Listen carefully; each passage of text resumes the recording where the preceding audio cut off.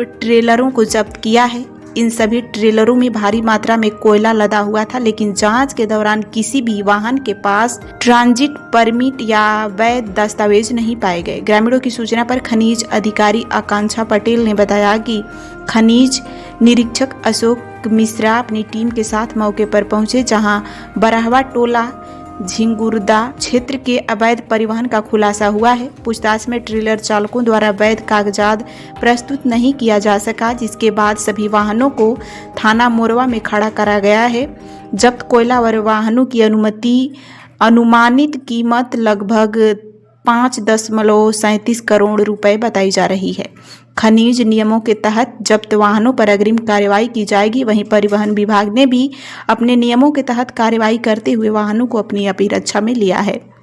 देखिए, एसडीएम सिंगरौली का कॉल आया था कि आरटीओ ने कुछ गाड़ियां खड़िया माइंस के बाहर झिंगुरदा के आसपास में रोकी है, जो कोयला परिवहन कर रहे थे। तो उस पर हम लोगों ने जाकर देखा कि 8 गाड़ियां जो है वो कोयले से लोड थी और बाकी की जो 7 गाड़ियां थी वो उसमें कोयला नहीं था, खाली गाड़ियां थी। तो जो 8 गाड़ियां थी जिसमें कि हम लोगों ने ईटीपी चेक की, जो ईटीपी नहीं पाई गई, तो उनको जब्त करके मोरवा थाना में खड़ा करवाया गया है और उससे संबंधित दस्तावेज जो है वो एनसीएल से मांगे हैं। तो वो जैसे ही दस्तावेज प्रस्तुत करते हैं तो उसको जांच के बाद में आगे की कार्रवाई की जाएगी। और जैसा मैम कुछ गाड़ियों में ये भी सुनने को मिला कि गाड़ियों पर जो नंबर अंकित है उनको एम परिवहन में जांच करने पे वो मतलब कुछ और गाड़ियों का नंबर बता रहा है। हाँ, तो देखिए ये आरटीओ से संबंधित रहेगा, तो आरटीओ अपना कार्रवाई कर रहा है। जितनी गाड़ियां पकड़ी हैं उनमें आरटीओ अपने जो भी नंबर प्लेट्स की जांच है और टैक्स है, फिटनेस वगैरह है, वो अपने नियमों के तहत कार्रवाई करेंगे उसमें। हरदोई जिला में शीतलहर को देखते हुए मुख्यमंत्री के निर्देश पर जिलाधिकारी अनुनय झा ने रैन बसेरों और अलाव केंद्रों का निरीक्षण किया। डीएम ने railway station, roadways bus stop और नगर पालिका परिषद द्वारा संचालित रैन बसेरों का जायजा लिया। इस दौरान उन्होंने रैन बसेरों में ठहरे यात्रियों और जरूरतमंद लोगों से बातचीत कर व्यवस्थाओं की जानकारी ली और यह सुनिश्चित करने के निर्देश दिए कि किसी को भी ठंड के मौसम में किसी प्रकार की असुविधा न हो। निरीक्षण के दौरान डीएम ने मौके पर मौजूद कर्मचारियों को आवश्यक दिशा निर्देश देते हुए स्पष्ट शब्दों में कहा कि किसी भी तरह की लापरवाही बर्दाश्त नहीं की जाएगी। जिलाधिकारी ने अलाव की व्यवस्था, साफ सफाई और मूलभूत आवश्यकताओं को दुरुस्त करने पर विशेष जोर दिया। बसेरों का निरीक्षण किया। आज दिनांक 17 दिसंबर 2025 को मेरे एडीएम जे साहब, सिटी मजिस्ट्रेट साहब, एसडीएम साहब, सीओ साहब एवं अन्य पूरी तहसील की टीम के साथ रेलवे स्टेशन और बस स्टैंड का निरीक्षण किया गया। साथ ही साथ जो यहाँ पे रैन बसेरे बने थे उसका भी निरीक्षण किया गया। रैन बसेरों में जो व्यवस्था है वो उच्च श्रेणी की, उच्च कोटि की व्यवस्था बनाई हुई है। आज भी बस स्टेशन के बगल वाले रैन बसेरे में 2 लोग अभी रुके हुए हैं। दोनों ग्रामीण देहात क्षेत्र से आए हैं, जिनका आज काम था और वापस नहीं जा पा रहे हैं। हमने लगभग जो भी नीडी लोग थे, ज़रूरतमंद लोग थे, उनको हमने कंबल भी वितरित किया और हमारे यही निर्देश है कि प्रदेश सरकार की मंशा के अनुरूप और माननीय मुख्यमंत्री जी के निर्देश अनुसार रैन बसेरों की व्यवस्था उच्च कोटि की रहे और जो भी नीडी लोग हों उनको कंबल वितरण भी किया जाए। साथ ही साथ अलाव व्यवस्था भी हमने देखी है और कहा है कि अलावों की जो संख्या है नगर पालिका में, उस संख्या को भी बढ़ाया जाए और ताकि इस जो शीतलहरी का भी समय चल रहा है इससे लोगों को निजात मिल पाए। शेखपुरा जिला में डाइट में आयोजित 5 दिवसीय आवासीय प्रशिक्षण के दौरान एक दर्दनाक घटना सामने आई, जहां सदर प्रखंड के प्राथमिक विद्यालय जय मंगला में कार्यरत 56 वर्षीय शिक्षक मनोज कुमार का निधन हो गया। बताया गया कि बुधवार देर शाम डाइट कॉलेज में प्राचार्य द्वारा स्पष्टीकरण और जुर्माना लगाए जाने के बाद शिक्षक के बीच विवाद हुआ। इस दौरान मनोज कुमार की अचानक तबीयत बिगड़ गई और मौके पर ही गिर पड़े। उन्हें तत्काल सदर अस्पताल ले जाया गया, जहां डॉक्टरों ने मृत घोषित कर दिया। घटना के बाद आक्रोशित शिक्षकों ने सदर अस्पताल और डाइट कॉलेज में जमकर हंगामा किया और प्राचार्य के खिलाफ मुकदमा दर्ज कर गिरफ्तारी की मांग की। शिक्षकों ने डाइट प्रशासन पर खराब भोजन, अव्यवस्थित रहने सोने की व्यवस्था और मानसिक प्रताड़ना के गंभीर आरोप लगाए हैं। उनका कहना है कि इनकी मानसिक दबाव के चलते मनोज कुमार की मौत हुई है। घटना की सूचना पर प्रशासनिक व पुलिस अधिकारी मौके पर पहुंचे और स्थिति को नियंत्रण किया। वहीं एसडीएम ने पूरे मामले की जांच कर दोषियों पर कार्रवाई का आश्वासन दिया है। शिक्षक की मौत से परिजनों में कोहराम मचा हुआ है और शीघ्र कार्रवाई नहीं हुई तो शिक्षकों ने जिले व्यापी आंदोलन करने की चेतावनी दी है। जी अभी थोड़ी देर करीब 1 घंटे पहले हम लोग को जानकारी मिली हमारे टाउन एसएचओ के द्वारा कि मनोज कुमार जी वहाँ पे जो कि प्रशिक्षु अध्यापक थे तो उनकी वहाँ पे अज्ञात कारणों से मृत्यु हुई है। तो हम लोग को भी जैसे जानकारी मिली हम लोग तुरंत अस्पताल में आए हैं। यहाँ पर सभी शिक्षकों को आश्वासन दिया गया है कि जो भी कार्रवाई इस पे बनेगी वो तुरंत हम लोग उसको निश्चित तौर से बहुत जल्द से जल्द करवाएंगे और जो भी इसमें अगर आरोपी हैं तो उसको कड़ी से कड़ी सजा भी दिलवाने के लिए हम लोग पूरा प्रयास करेंगे। सर वहाँ के शिक्षकों का आरोप है कि प्रिंसिपल के द्वारा शिक्षकों के साथ मतलब जाति किया जाता है। जी ऐसा हम लोग को भी अभी जानकारी मिली है। तो जैसा मैंने अभी बताया कि एक बार क्योंकि अभी ये प्रथम दृष्टि मामला यही लग रहा है जो आप कह रहे हैं तो उसकी हम लोग एक विस्तृत जांच टीम करवा के और प्रॉपर जो इसमें ड्यू प्रोसेस ऑफ लॉ है FIR वगैरह रजिस्टर करा के हम लोग उसकी जांच करेंगे और यदि ऐसा सच है तो प्रिंसिपल के ऊपर जो भी कार्रवाई न्याय संगत होगी उसको किया जाएगा। खाना होना भी शिकायतें मिली हैं तो यहाँ पे अभी हमारे DO साहब भी हैं तो उनको ये चीज़ बोला गया है और जितने भी हमारे जो एजुकेशन विभाग से संबंधित पदाधिकारी हैं वो लोग भी यहाँ पे हैं तो उसकी भी हम लोग जांच करेंगे और स्थायी तौर पे अभी उस प्रशिक्षण को स्थगित करने के लिए हम लोग कार्रवाई आगे कर रहे हैं। और जो भी हमारे शिक्षक हैं उनको भी एक आश्वासन है कि अगर ऐसा कुछ सही पाया जा रहा है तो उसको तुरंत से तुरंत हम लोग सुधार करेंगे। कई शिक्षकों का जी जो भी उसका ऐसा जानने में हम लोग को आया है और एक लेटर भी हम लोगों को दिखाया गया है कि जहाँ पे कुछ नोक झोंक करने पे टीचरों के ऊपर कुछ फाइन लगाया गया है तो इसको भी हम लोग अभी संज्ञान में मामला को लेते हुए इसकी जानकारी करेंगे कि यदि ऐसा किया गया है तो क्यों है और किस प्रावधान के अंदर ऐसा किया गया। शिक्षक सर बता रहे हैं कि डाइट में आपको चीज़ बोल रहा हूँ कि अभी क्योंकि मामला बहुत नेसेंट स्टेज में है तो अभी कुछ भी टिप्पणी करना ठीक नहीं है। एक बार हम लोग जो ड्यू प्रोसेस है FIR करा के उस पर आगे जांच कराते हैं और अगर जो भी इसमें दोषी है और जो भी ये कारण है मौत का तो उसकी प्रॉपर विधिवत जांच के बाद ही इस पर हम लोग कुछ कमेंट करते हैं। अभी हम लोग एक रजिस्टर करा रहे हैं जो परिजन और जो साथ में शिक्षक थे उनके द्वारा एक आवेदन दिया जा रहा है तो टाउन SHO खुद ही इसको केस को संज्ञान में लेते हुए इस पे FIR करके दुखद घटना हो बहुत दुखद घटना है। पता चला फेसबुक के माध्यम से और साथियों के माध्यम से मैं यहाँ आया देखने के लिए। बहुत ही शिक्षक थे सब थे और बहुत अच्छे शिक्षक में थे। डाइट में ये अभी 5 दिवसीय ट्रेनिंग में थे उसी के दरमियान में इनको पता चल रहा है कि फाइन किया गया है और उसमें इनका हार्ट अटैक हो गया है। प्रिंसिपल पर कई जो भी है अगर कई आरोप है उन पर आरोप है तो दोषी अगर हैं अगर इनके द्वारा दिया जाए तो कार्रवाई करने के लिए मांग रहे हैं। कार्रवाई होनी चाहिए सरकार के द्वारा। प्रताड़ित किया जाता था अगर प्रताड़ित किए हैं तो जांच करके उस दोषी पर कार्रवाई होनी चाहिए। बिजनौर के धामपुर में कोहरे के बीच एक सड़क हादसे में बाइक सवार महिला की मौत हो गई जबकि उसका पति गंभीर रूप से घायल हो गया। हादसा धामपुर नूरपुर मार्ग स्थित निंदड़ू के पास हुआ जहां बाइक पर सवार आफ्ताब अहमद और उनकी पत्नी 42 वर्षीय गुलनाज के साथ घर लौट रहे थे। जैसे ही वे पल्ला वाला पुलिया के पास पहुंचे पीछे से आ रही गन्ने की ट्रैक्टर ट्राली ने उन्हें अचानक टक्कर मार दी। हादसे में गुलनाज सड़क पर गिर गई और ट्राली के पहिए की चपेट में आने से मौके पर ही उनकी मौत हो गई। घटना के बाद चालक ट्रैक्टर ट्राली सहित फरार हो गया। मौके पर कुछ समय के लिए जाम की स्थिति बनी रही। सूचना पाकर पुलिस ने शव को कब्जे में लेकर पोस्टमार्टम के लिए जिला अस्पताल भेजा।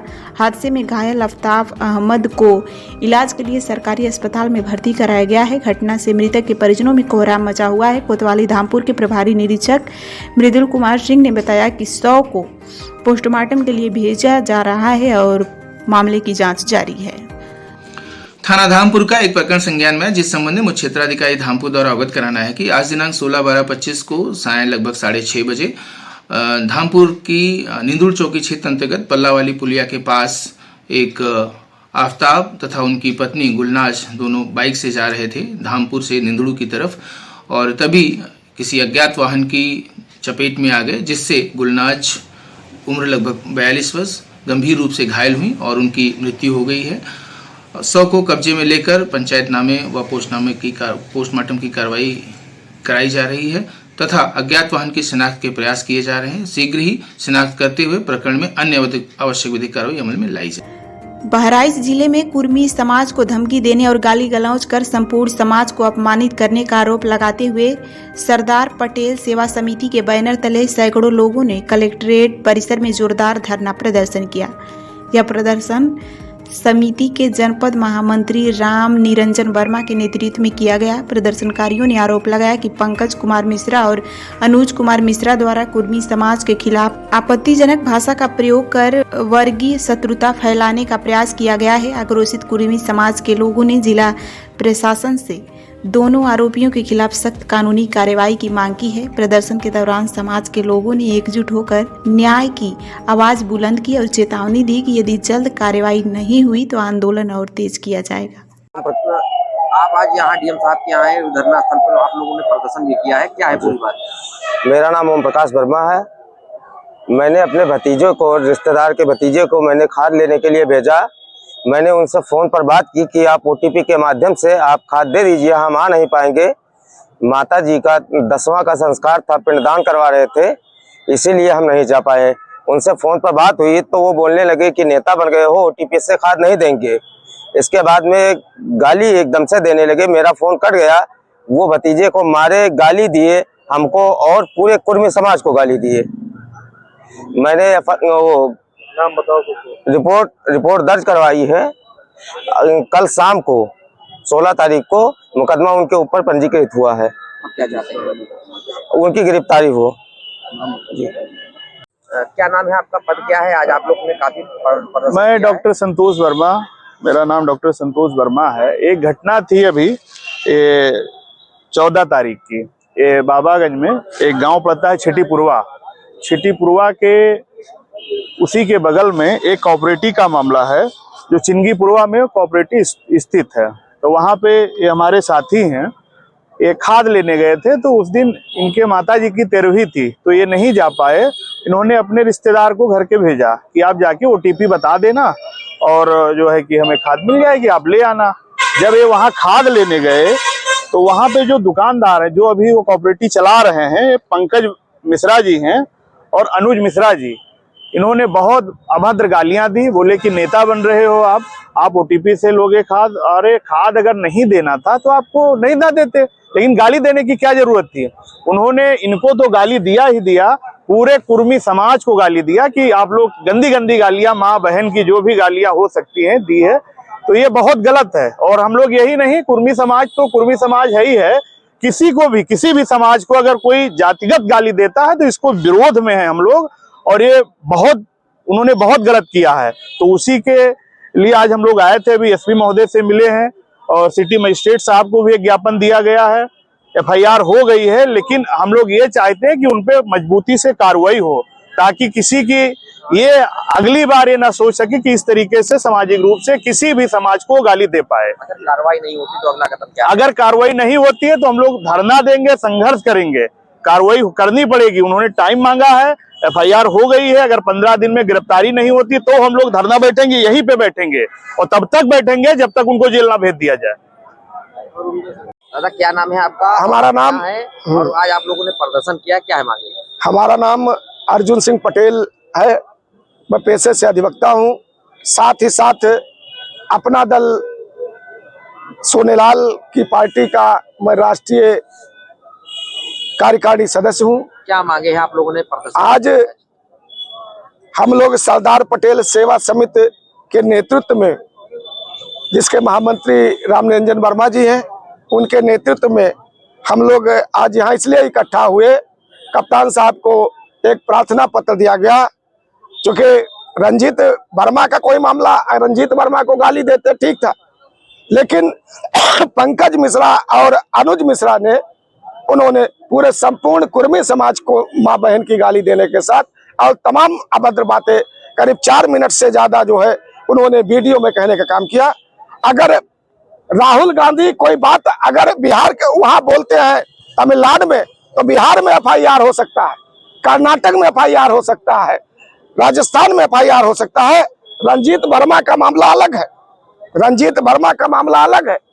रंजीत वर्मा को गाली देते तो कोई बात नहीं थी, वो उनका व्यक्तिगत, ये चूंकि संपूर्ण कुर्मी समाज की माँ बहन की गालियां देने के साथ, अपमानित करने के साथ अनुज मिश्रा ने जो है और पंकज मिश्रा ने वर्गीय शत्रुता बढ़ाने का काम किया है। हम लोग ज्ञापन देने के लिए आए हैं कि उस पर जो है रास्ता लगाया जाए, और अगर 15 दिनों के अंदर पंकज मिश्रा और अनुज मिश्रा की गिरफ्तारी नहीं होती, मुकदमा जो है सरदार पटेल सेवा समिति के वादी मुकदमा रामनिरंजन वर्मा की तरफ से अगर मुकदमा दर्ज नहीं हुआ तो 15 दिन के बाद हम लोग बड़ा आंदोलन छेड़ने का काम करेंगे। सम्मान सरदार पटेल सेवा समिति सरदार पटेल की सोच, वर्ग विहीन जाति विहीन समाज की निर्माण की सोच के साथ संकल्पित है।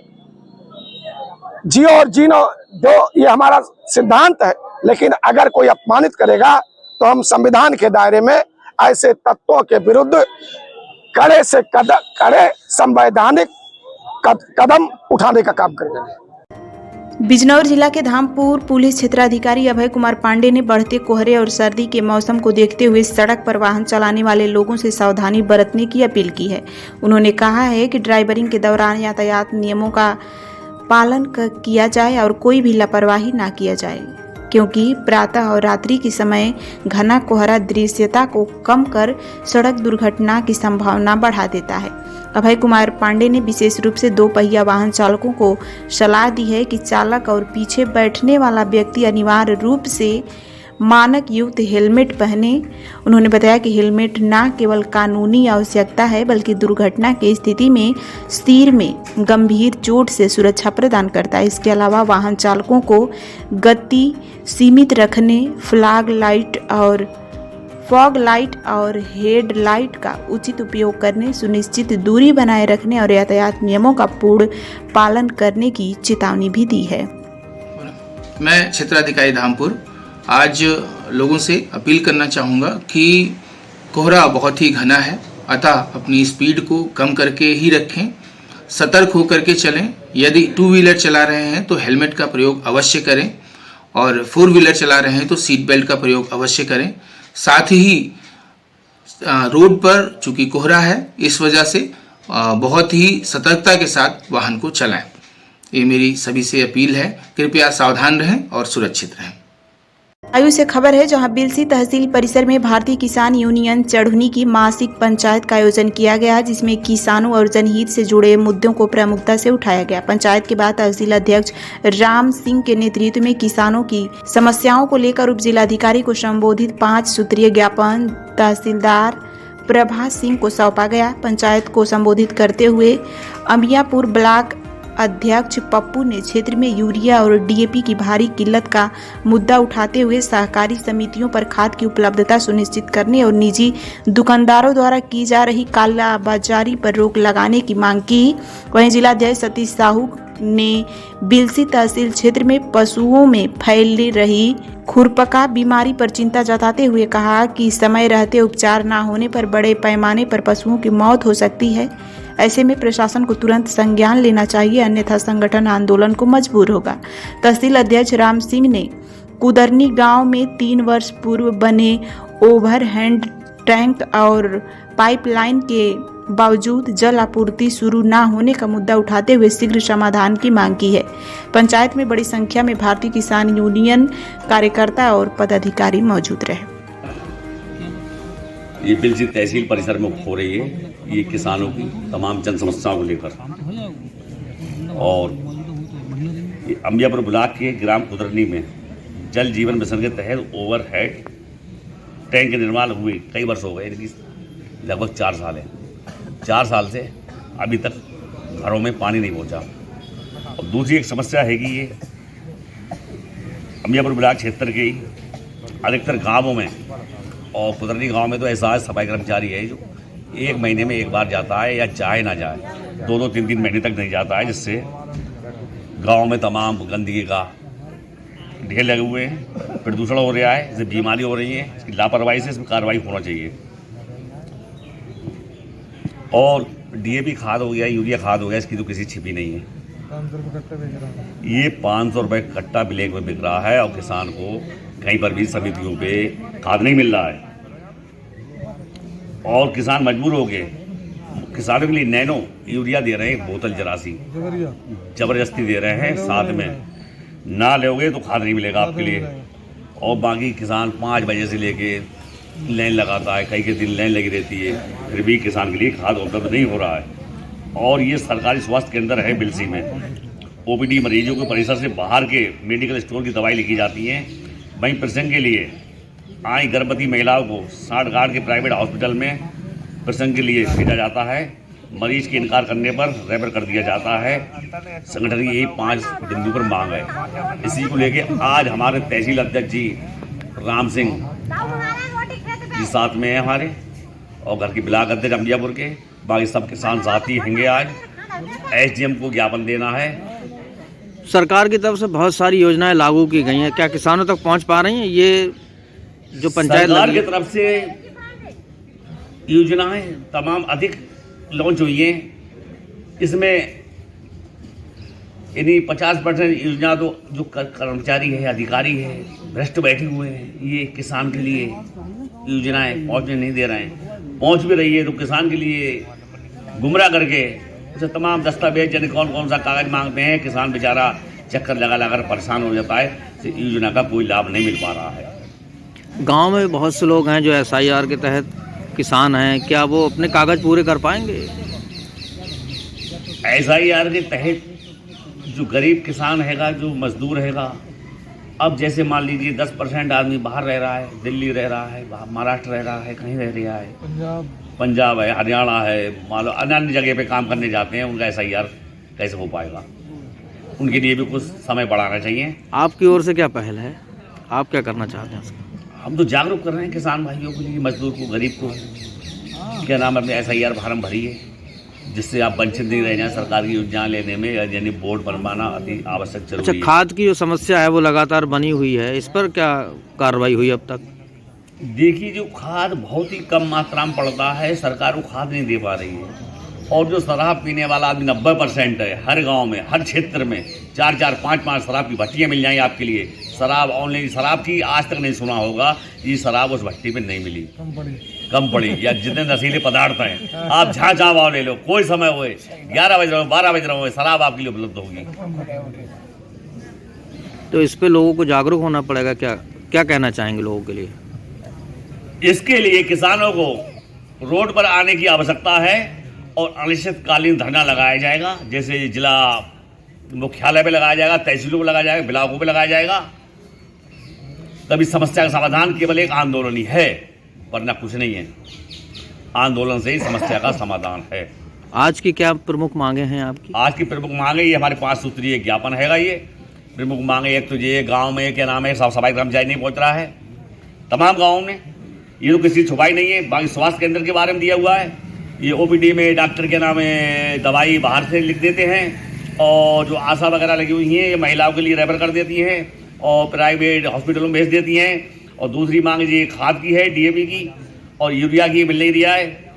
और सफाई कर्मचारी अपनी जगह पे 2-4 हज़ार रुपया दे के दूसरा प्राइवेट बंदा लगा देता है, वो महीना में 2 महीना में एक बार लगाता है। और मेन समस्या है कि ये क्या कहते हैं, ये पशुओं में जैसे गाय हो गई, भैंस हो गई, इसमें खुर प्रकार की बीमारी चल रही है। जैसे पशु चिकित्सा अधिकारी द्वारा सूचना देने के बाद भी संज्ञान नहीं लिया जा रहा है। इस पे पशु चिकित्सालय अधिकारी पे कार्रवाई होना चाहिए और सख्त से सख्त, और ये गांव जाके अपनी टीम जाए जो हमारे पशुओं का इलाज करे। और जल जीवन मिशन के तहत ओवरहेड टैंक जो बने हुए हैं, टैंक तो बन गए और गांव नली रोड सारे खोद के फेंक दिए, मगर ना तो आज तक पानी आया, ना वो रोड सही हुए। ये लापरवाही है ठेकेदारों की। इस पे सरकार इस पे कार्रवाई करे, जुर्माना ही वसूला जाए। लोग चोट लग रही हैं, गिर रहे हैं, हाथ पैर टूटते हैं, फिर भी अब जागरूक बनो। बस यही मांग है। मासिक पंचायतें हमारी आज बिलसी तहसील में SDM के लिए ज्ञापन है ये हमारा। और जय किसान, जय जवान, सरदार गुरनाम सिंह चढ़ूनी, सरदार गुरनाम सिंह चढ़ूनी, जय जवान, जय जवान। बुलंदशहर के शिकारपुर में बुधवार को दी बार एसोसिएशन के समस्त अधिवक्ताओं ने पश्चिम उत्तर प्रदेश के हाई कोर्ट बेंच की स्थापना की मांग को लेकर जोरदार विरोध प्रदर्शन किया। अधिवक्ताओं ने शिकारपुर तहसील प्रांगण में अधिवक्ता एकता जिंदाबाद के नारे के साथ अपनी आवाज बुलंद की। उन्होंने कहा कि पिछले 45 वर्षों से पश्चिमी उत्तर प्रदेश में हाई कोर्ट बेंच की मांग की जा रही है, लेकिन अभी तक इसे पूरा नहीं किया गया। प्रदर्शनकारियों ने भारी संख्या में शिकारपुर एसडीएम अरुण कुमार वर्मा को मुख्यमंत्री के नाम ज्ञापन सौंपते हुए बेंच स्थापना की मांग दोहराई। इस दौरान तहसील का कार्य पूरा तरह प्रभावित रहा। अधिवक्ताओं ने नारेबाजी कर सरकार पर दबाव डालने के साथ साथ सस्ता और सुलभ न्याय सुनिश्चित करने की आवश्यकता पर जोर दिया। पूर्व दी बार एसोसिएशन शिकारपुर तहसील अध्यक्ष नेम सिंह सूर्यवंशी ने इस प्रदर्शन में वकीलों की एकजुटता और संकल्प की बात कही। वकील साहब, शिकारपुर तहसील में बड़ी संख्या में एकत्रित हुए हैं, क्या मामला है और किस संबंध में एसडीएम साहब को ज्ञापन दिया गया? हम लोग इसलिए इकट्ठे हुए हैं कि हमारी पश्चिम उत्तर प्रदेश में हाईकोर्ट बेंच की मांग चल रही है और आज पूरे पश्चिम उत्तर प्रदेश में हमारा प्रदर्शन है, जनता का समर्थन है और हमें समर्थन जनता का मिल रहा है। हमें उम्मीद है कि पश्चिम उत्तर प्रदेश में हमारी बेंच सरकार अवश्य बनाएगी। यदि ये मांगे पूरी नहीं होती तो किस तरह का आगे आंदोलन किया जाए? क्या आगामी रणनीति के लिए हम बैठेंगे, विचार करेंगे, जनता को जोड़ेंगे, संगठनों को जोड़ेंगे और संघर्ष जारी रखेंगे।